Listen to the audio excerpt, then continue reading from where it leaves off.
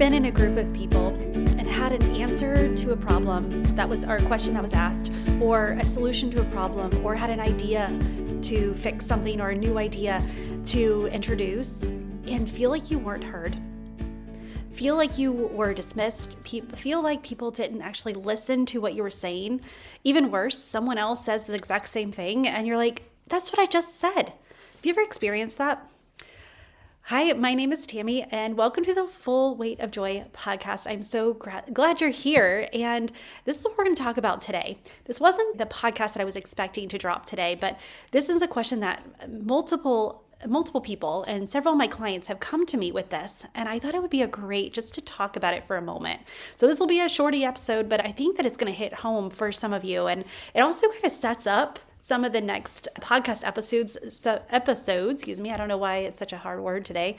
I don't know, some of the next podcast episodes that I'm going to talk about that have to do with conflict resolution and conflict management and how to be seen and heard and how to understand how you're coming across. And so I figured this would be a great way to introduce that and to get you excited about it. And then also give you some tips on how can you be heard.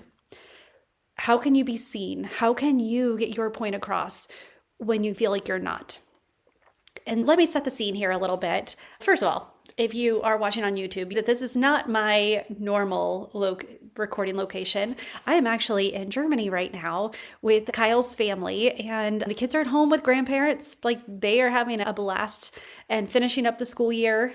And it was just a quick trip, and I just felt like I needed to come on here and share with you. I would be doing it outside because the view is absolutely gorgeous. However, it's freezing, and I didn't dress appropriately for it. I just have a light jacket, and it's a little bit colder than that.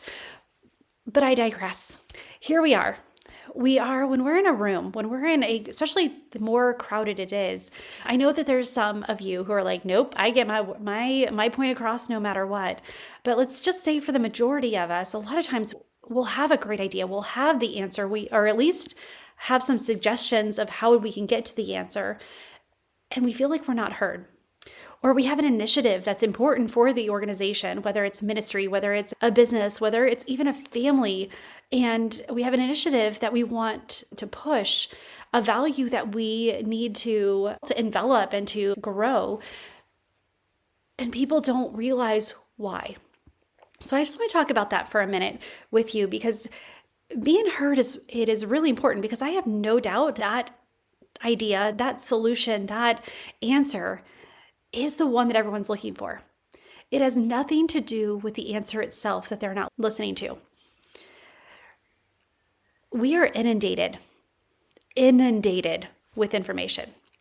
I know I've used this stat before, and I need to look it up exactly again to make sure. Like, I know that I think it's 60 years ago, so not that long ago, in our parents' lifetime and some of our lifetime. I'm not quite 60, but I'm a couple years, right? 15 years I'll be there. But 60 years ago, that's not that long ago. Today, we have more information, and we have to process more information in 1 hour than 60 years ago they did in a lifetime. So let that settle in for a moment. And you wonder why people are not hearing you. It has nothing to do with the answer that you're giving them or the project that you're presenting them. There's so much information, so much noise out there, that if you don't present it in a way that actually allows them to hear it, they're not going to hear it. So your job as the provider here, as the answerer, as the person who has the idea, it's your job to take a moment to think about who your audience is. Who do you need to listen to it? That's how I'll say. Who is listening to this, and who do you need to hear your answer? And then you need to frame it in a way. You have to understand what motivates them, what's important to them. How does your initiative, your answer, your solution solve their problem for them? The one that they have right now. What's in it for them? When you come at it from a different perspective of, hey, John, I know that this would help you in XYZ way. I know that you're having these problems, and this is the solution that will help you. even if it's something that you need for your own department. I have a mentorship group that I meet with bi-weekly, and this is one of the things is they tell me that my division, that my department is important. And yet when I put things up that are important for this, no one listens. And so I asked her, I was like, so how does your department affect the whole organization? How does she just has herself and 2 interns. How do you affect the entire company? How does it having a strong section, how does your results trickle down and trickle up? And I guess it wouldn't trickle up, flow up and flow down. And so when you step back and you look at the motive and the mission of the audience, whether it's one or many, take a moment to ask yourself, what's in it for them? What do they need to hear in order to hear my response? How do I frame it in a way that immediately shows them that I understand their actual need, that I wasn't just throwing out random ideas, but I actually considered what they wanted, what they needed done, or what they needed solved? Because when you take time to do this, a lot of times people they have an idea and they blurt it out, especially if you're in a group, if you're in a conference room and you've just got answers, you might have the missing information that others don't have. And so with that, we have to take a moment and we have to ask ourselves, what's in it for them? What is the one thing that I can say right now that they will hear? Because once they start hearing you, then all of a sudden they're able to now shift and say, okay, tell me about your idea. And then because they know that it affects them directly. Again, this is not something we have to take offense to because, again, we have so much information, so much data being thrown at us. And I have no doubt that whatever problem they have is not the only problem that they're dealing with. They have probably home life problems. They have work, auto problems. They've got so many, how many of us? I know that I rarely have a problem to solve in only one area of my life. Even with parenting, I've got 90, right? Even with the dogs, even working with the dogs or the chickens, I've got multiple things that I'm working on with them. Or it's spring, trying to spring clean and get everything ready because everything's growing, whether you're ready or not. And you got to start mowing and clipping and watering and all of that. We have so many things on our mind. If you want to be heard, you have to give them a reason to hear you. This is your opportunity to step back. Sometimes it means setting down our ego and thinking that we know best and actually dig into what is the source of the problem? What is the motivation of the person who's actually asking the questions or who has the actual problem? Because when we step back and we ask ourselves this, what will they hear? What actually do they need? Sometimes we can provide a better solution. Sometimes we see that our solution actually wasn't as helpful as we thought. Or sometimes we're like, no, this is right. And you can actually be heard. And isn't being heard and considered, isn't that our goal in this moment? We may not have it all the way, but at least to be seen and heard and knowing that, hey, we are someone who you can come to for solutions. Or at least let's bounce ideas back off. Let's brainstorm together. But when you're in a crowded room, instead of deciding in advance that you just aren't heard, so you're just going to keep your mouth shut, what if you already knew the motivations for everyone in the room? What if you knew their vision and their mission and what was important to them, their values and what projects they were working on? What if you did your homework and then were able to speak at it from, hey, Susan, I know that you're working with XYZ. This is something that we're doing in our department that may be able to help you. I know that this is a problem you have. Have you considered? When you do that, when you pull back and you lower your ego a little bit and realize that it's not about you, it's about the outcome, right? It's about working together. It's about the collaboration.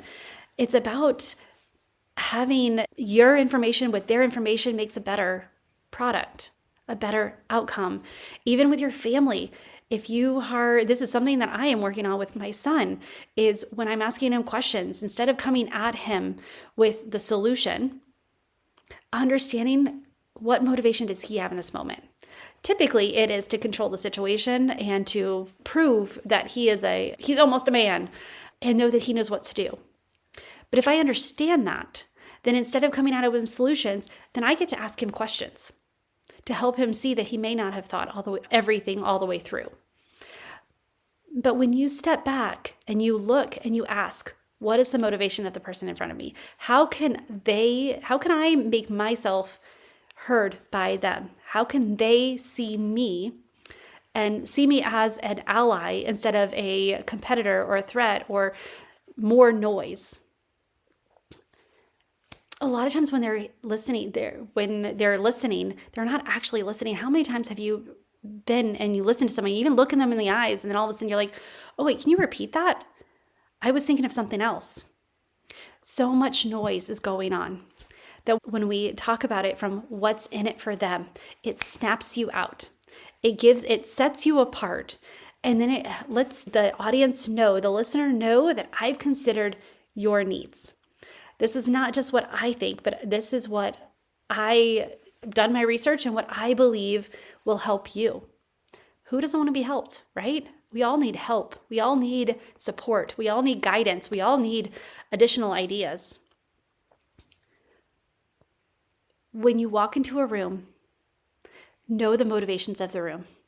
Know the people that you're talking to. Know the problems and the source of the problems that they are experiencing. Look at how what you do help the other person, make their life easier. If it shortens their project, tell them, hey, are you interested in shortening the lifespan of your project or the timeline of your project? I can help you be more efficient. Or if there's productivity, I have an idea that'll help you be more productive. I would start with, hey, what would additional productivity do for your department? But by looking at what their motivation is and stepping back and framing it in a way they can hear it, it changes the whole conversation. All of a sudden, you become the expert in the room because you know how to answer it for them. And so I know it's simple to say, and it takes some work. It takes some time to sit back, and you have to ask yourself, what are their motivations? What are their visions? And sometimes it's as easy as asking them, like, hey, I just want to just ask them some questions. Everyone loves to ask questions and gain clarity, but ask them what their motivation is. Ask them, like, hey, what is the outcome that you're looking for here? And there's another tool that if you're working with a team, if you understand the Enneagram, you will be able to understand the motivations for each person. Because even if they're in the same department, chances are their outcomes are based on their own core avoidances or their own core desires, these core motivations that are innate inside of us and that drive our reactions. And when you start to step back and you start to ask yourself these questions and ask what's in it for the others, then now you move from reactionary mode to response mode. Instead of coming out with them with more information, you're actually able to give them valuable insight. So insight is so much more important than information. We have plenty of information, but we need support, we need motivation, and we need insight. We need someone to say, yes, I hear you, and here is have you considered? That just by saying have you considered instead of you should, even that lowers the tension and allows you to be heard in a completely different way. So this month in May, I've got we are in May. Yes, May. We're in May. I was about to say, are we in June already? Because I've been recording things for June. So I was like, yeah, it's June. But no, it's May. It is May. I've got some great episodes for you coming. We're going to talk about conflict resolution. We're going to talk about conflict management. How do we, without even understanding what others' motivations are, how can we manage our own? How can we be seen? How can we be heard? And how can we address, what are ways that we can walk into a room, whether we know them or not, and we can be prepared to have a conversation? What if we have to have a difficult conversation? How can we prepare for that, even if we don't know how they're going to react? I have some tools for you. I have some ideas, I have some tips, and I have some stories that I can't wait to share with you. But I just wanted to get this first. I thought it was really important that I jump on here and I change out the podcast that was supposed to be this week and let you know that there's ways to be seen and heard without having to be forceful. You don't need to be an extrovert. You don't need to be louder. You don't need to be quieter. You don't need to be any more you than you. This is an opportunity for you to really understand the people in the room. When others feel heard and understood, their defenses go down. They actually lock in and will pay more attention to what you're saying. And you'll see even the body language releases a little bit when you because they feel seen and heard. And when they feel seen and heard, then they will see and hear you back. So if this is something that you want to talk about, if this is something that you struggle with, which is, it's not uncommon, whether you are the one hearing or the one who're like, Tami, I don't hear when other people say, I immediately feel defensive. We can talk about it because either way, let's understand why. We understand what's in it for them. And when we understand and we can come at it at a different way, it is so much easier to be seen and heard and understood. And it's so much easier to be able to give feedback, to give support, to give valuable insight to what others are doing, and also to get it for ourselves as well.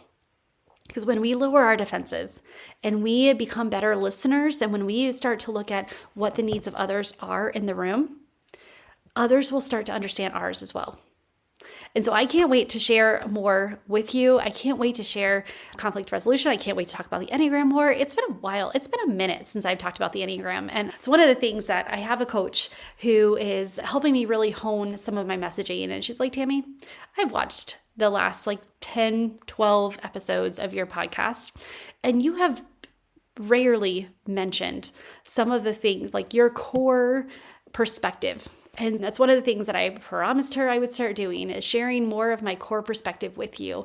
Not just tips and tricks, but really the how and what I've spent the better part of 2 decades of my life studying, which is human nature.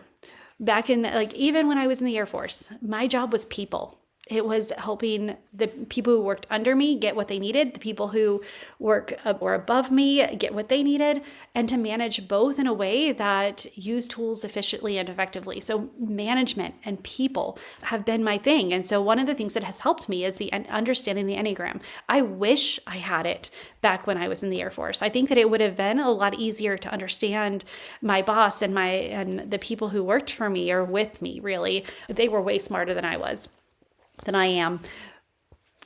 But when we use tools like the Enneagram or Clifton Strengths or the understanding personal dynamics, when we start stepping into self-mastery, which is more than just knowing your need in the moment, we can step back and we actually we can be the best version of ourselves. And so that's where we are heading. And I feel like the first thing we need to do is really to hone in on this conflict resolution, this conflict management, because we all have conflicts. We all walk into a room and we're misunderstood or not heard. We've all said something but meant something different, or they took it in a different way. We've all had to have difficult conversations, right?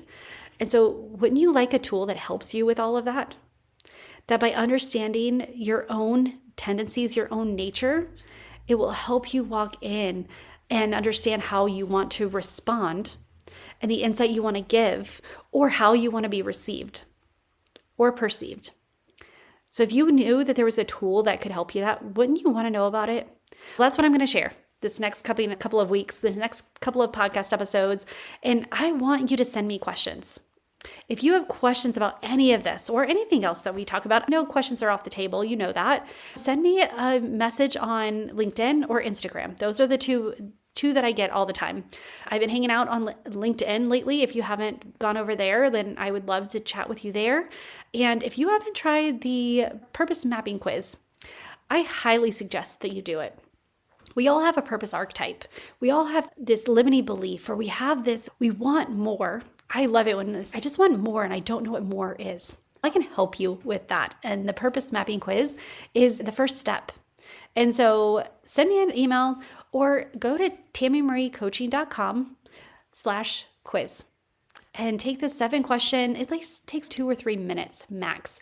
You just pick the best answer. There is no right or wrong answer. It's the best answer. And just to see, take that first step, because again, information alone is not enough. If it was, we would already have the life that we're dreaming of. It's the action behind it. It's understanding the information. It's understanding why we do what we do that allows us to take the right actions to get what we want, to get uncomfortable in the right ways, to get where we need to go. And so if that's something that interests you, go take the quiz and then shoot me a DM or send me an email or reach out at some way. There's a link also to book a call. So book an elite purpose mapping call. That's a mouthful, but elite purpose mapping call. Yeah. Where we're going to go through and we'll map your purpose. We'll map it. And you'll have a blueprint on what your next steps are. All right, friend. Thank you for letting me jump in here and change up the order of things. I know you're like, Tami, I didn't know what you were doing anyway. So I get that, but I appreciate it anyway. And so I will talk to you soon. I hope you guys have a fantastic week. Send me a message on LinkedIn. I would love to connect with you. I'd love to know what resonates. If you have not left me a rate and review on Apple Podcasts, I would be so grateful if you would do that. It helps in multiple ways. One, it helps me see what's resonating, and it also helps the algorithm know and recommend this to others. And if you know someone else who could benefit from this, who you know that they're not seen or heard in whatever group that they're in, whether it's a friend group, family group, work group, or even just an entrepreneur trying to be seen and heard online, have them, send them this podcast and encourage them to reach out, because I would love to chat with them. All right. With that, friend, choose joy until joy chooses you. I've got a couple of videos that I'm going to shoot tomorrow while I'm outside, just so you guys can see the amazing countryside, because it is absolutely gorgeous here. It's been 60s during the day, and then as soon as the sun starts going down, it gets cold quick. But I can't wait to share some of the scenery with you and just share some of the insights that God's been putting on my heart that I feel like it's something I need to say. All right, choose joy until joy chooses you. Bye for now.